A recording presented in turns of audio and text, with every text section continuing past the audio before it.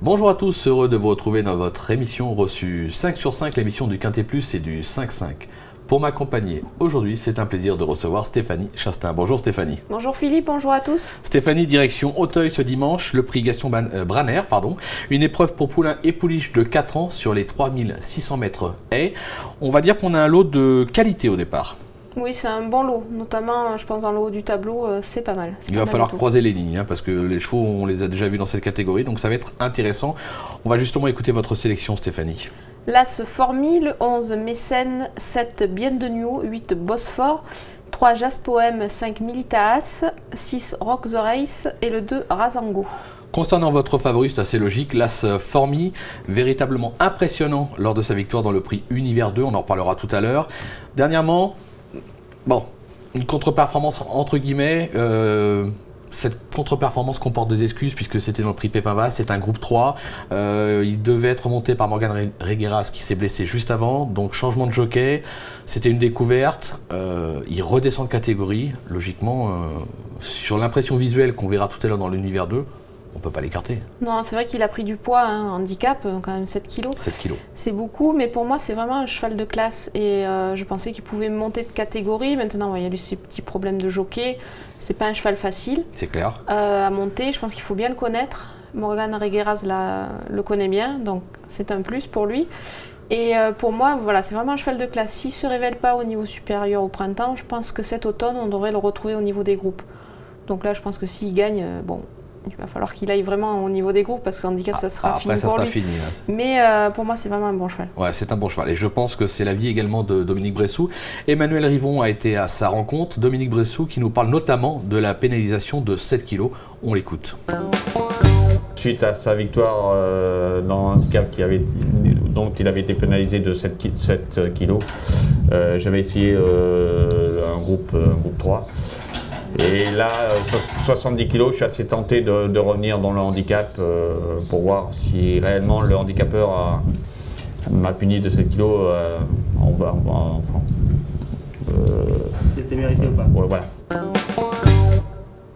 On saura si c'était mérité ou pas après la course. Mais on va y revenir sur ce cheval puisque là maintenant on va parler numéro 11, Mécène. Révélé à ce niveau dans le prix Univers 2, on en parlait, c'est notre course référence. On va regarder la performance de Mécène. On va surtout voir la brillante victoire de Formi, totalement détaché. Voilà, il va sauter la dernière haie en tête. Il n'y a pas de course pour lui et les autres comme on dit.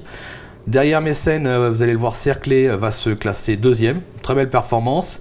Et on verra même un petit peu plus loin le numéro 2 Razango, que vous avez placé en 8e dans votre sélection, qui va venir échouer tout près du podium, puisqu'il va se classer 5e. Il aurait pu être tout aussi bien 3e, on va le voir au passage du disque. Sur cette performance, Formi, on en a parlé, on va pas revenir dessus. Mécène, bon, une revanche avec Formi difficile, quoique pour le poids, mais c'est bien quand même. C'était bien, surtout que je dirais qu'il n'a pas très bien négocié quand même le dernier obstacle. Il aurait pu le sauter peut-être un peu plus dans la foulée. C'est un cheval qui possède une belle pointe de vitesse. C'est clair.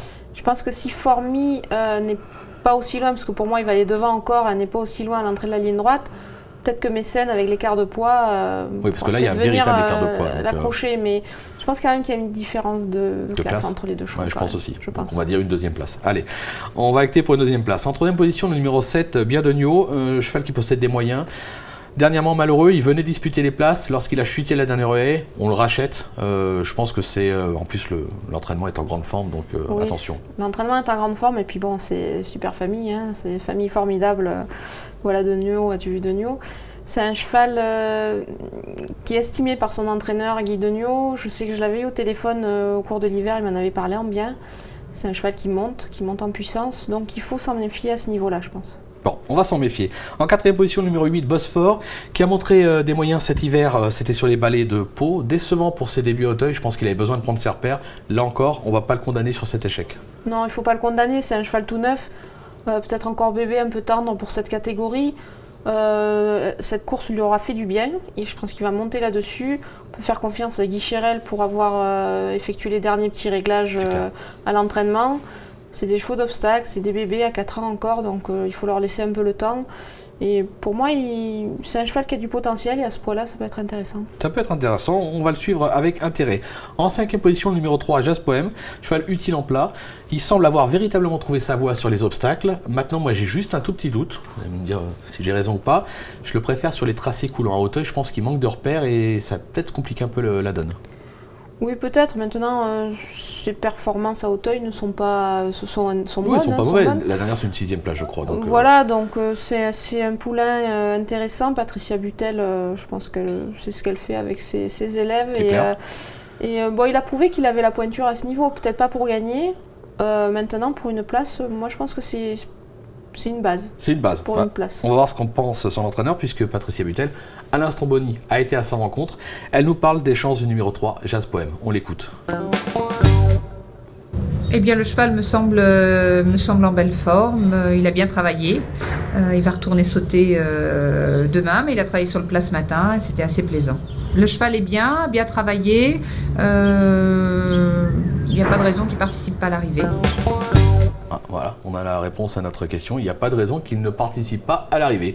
Vous l'avez placé en 5, donc on va dire dans les 5 premiers. C'est assez logique. Dans les 5 premiers, je pense que c'est une bonne chose. C'est une bonne chose. On va conclure avec une petite pépite. Vous nous avez repéré un petit cheval dans la réunion? Bah écoutez, le numéro 10 dans la première, c'est le prix Will Monarch, les inédits. J'étais chez Jean-Paul Gallorini, je l'ai vu travailler le cheval, je l'ai vu sauter. C'est Mokalatoas. Maintenant, il y a 9 Gallorini dans la course. C'est apparemment le petit cheval de l'écurie, celui qu'on pourrait détacher parmi les 9. Il est monté par Jacques Ricou. Voilà. Un petit jockey qui est à droit. Un petit jockey qui monte pas mal. Qui monte pas mal. Bon, on va le suivre avec intérêt. On commence dans la première et on reporte tout dans le Quintet Plus 5-5. Stéphanie, exactement. Merci pour toutes ces informations. Moi, je vous dis rendez-vous très vite sur le plateau de Paris Turf TV. Bon jeu. Au revoir. Au revoir.